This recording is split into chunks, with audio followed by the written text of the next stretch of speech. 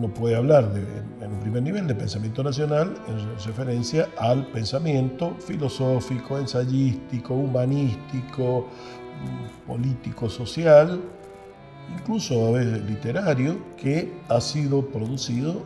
dentro de una nación determinada, en este caso la Argentina.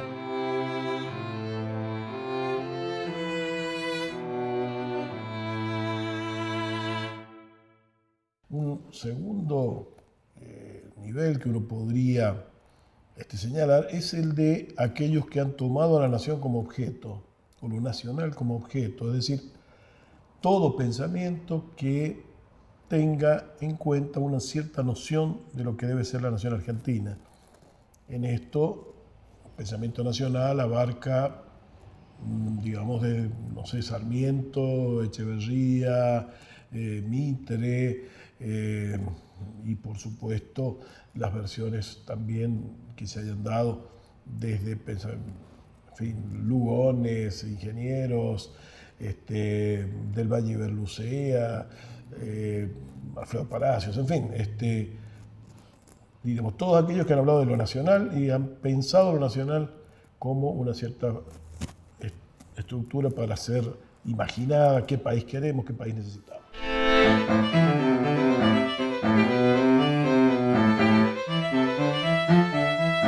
Y por último, un tercer nivel que uno podría identificar es de aquello que en algunas épocas de las contiendas políticas argentinas más se ha denominado pensamiento nacional, que es aquel que ha asumido la defensa de lo nacional frente a los poderes externos al país, de la autonomía nacional frente a esos poderes, y en este nivel, bueno, obviamente uno piensa en autores del siglo XX como Scalabrini Ortiz, como Jauretche, como Hernández Arrey, en fin, como tantos otros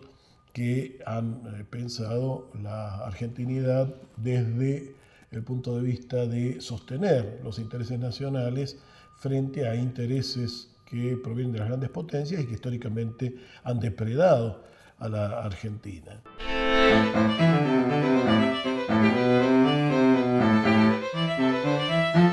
Creo que vivimos un periodo histórico a partir del año 2003 que, por lo menos para las generaciones que vivimos los años 60 y 70 en Argentina, parecía imposible de que se abriera.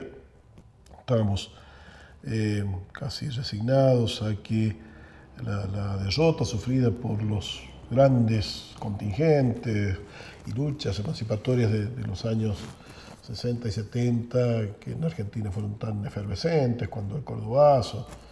y que en fin, se expresaran en el nuevo gobierno del año 73, bueno, luego se vieron tronchados con la aparición de, ¿no es cierto?, modos muy represivos, como lo de las 3A, todavía dentro de un gobierno que no era abiertamente dictatorial, y luego en la dictadura. Y luego de eso parecía que estábamos condenados al eterno fracaso y que las nociones de emancipación habían sido casi ilusiones juveniles, absolutamente carentes de toda posibilidad de concreción. De modo que cuando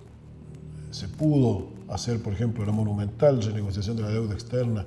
que fuera asumida durante la presidencia de Néstor Kirchner, muchos de nosotros incluso fuimos hasta un tanto escépticos. Por supuesto que la vimos con simpatía, pero nos parecía bastante dificultoso poder obtener una condición de negociación desde la debilidad de aquel que es el deudor. Y sin embargo, bueno, la firmeza, la convicción permitieron finalmente dar una salida a nuestro país, que estaba francamente hundido por la condición de la deuda, y esa salida sin duda es que se dio en un sentido emancipatorio que ha venido marcando, con sus mejores y peores momentos, medidas más plenas que otras, pero que sin duda es el rumbo general que se viene marcando en estos últimos años y que es un rumbo absolutamente diferente al que llevó a la Argentina al hundimiento del 2001, previa a la desastrosa década de los 90, ¿no?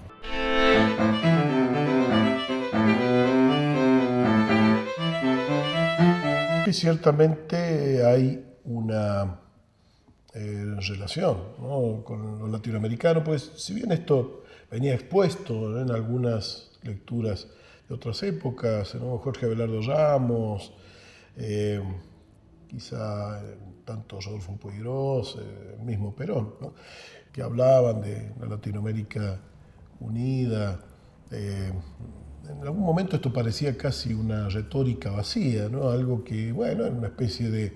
deseo, pero absolutamente imposible de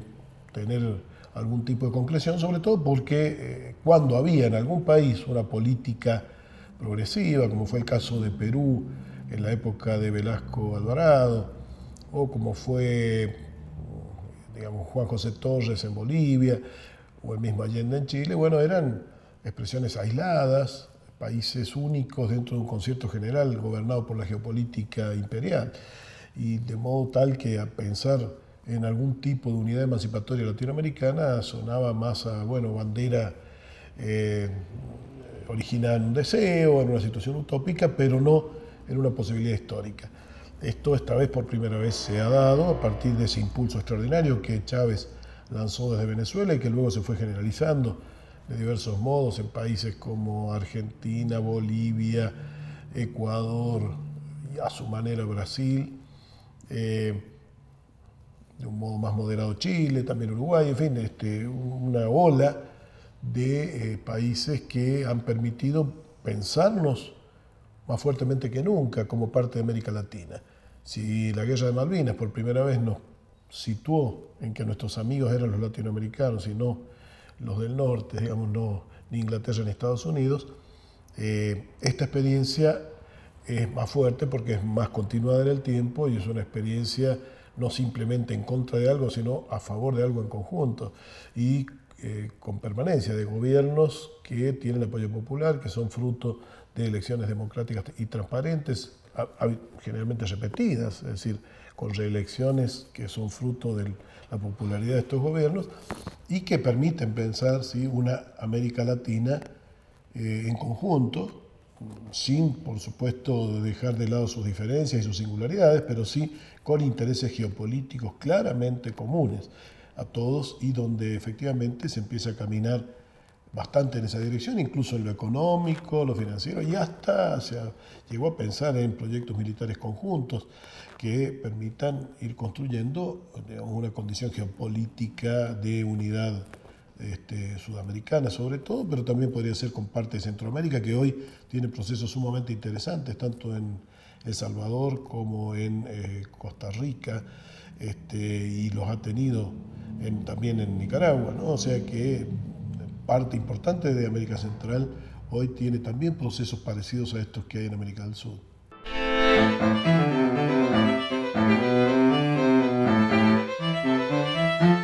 No es que hay un Sarmiento bueno y un Sarmiento malo, ¿no? No hay un Sarmiento que hacía cosas buenas y otro que hacía cosas malas. Más bien, las cosas buenas tienen siempre su sombra. La idea de civilización de Sarmiento es una idea que llevaba en sí mismo los problemas que los traía de por sí. O sea, creer que hay que ilustrar a todo el mundo no es que en sí esté mal, pero piensa a todos aquellos que no pasan por la escuela como gente desechable, ¿no? Pensó al gaucho y al indio como desechables, y yo creo que frente a eso, lo que nosotros debemos hacer hoy no es simplemente invertir la cuestión y decir todo lo que viniera de gauchos e indios era bueno y lo que vino de Europa y Estados Unidos malo. Creo que es una versión bastante pobre de cómo resolver esto, sino más bien poner a funcionar, con una vieja palabra, ¿no?, dialécticamente estos elementos contradictorios para poder establecer mejores condiciones de incorporación de lo ilustrado, que lo tiene la Argentina y lo tuvo mucho por vía de los inmigrantes, sobre todo cuando pasaron por la escuela, porque muchos no habían pasado por ella. Pero esta división entre el criollo y el inmigrante que tuvimos, donde el inmigrante despreciaba al criollo, pero hay que admitir que buena parte también de la Argentina moderna la construyó ese estilo industrioso del inmigrante, ¿cierto?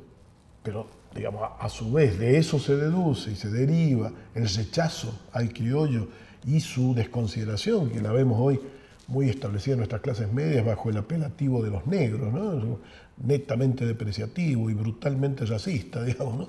Esas cosas van juntas, es decir, no es que los industriosos estuvieran mal que fueran industriosos. Ahora, si eran muy industriosos y muy disciplinados, era inevitable que tendieran a considerar malos a los que no eran tan disciplinados como ellos y los consideraran fiesteros, vagos y todas estas cosas, ¿no? Entonces hoy estamos a la altura, y es maravilloso que lo estemos pensando en estos foros, y bienvenidos ellos para que lo hagamos, poder pensar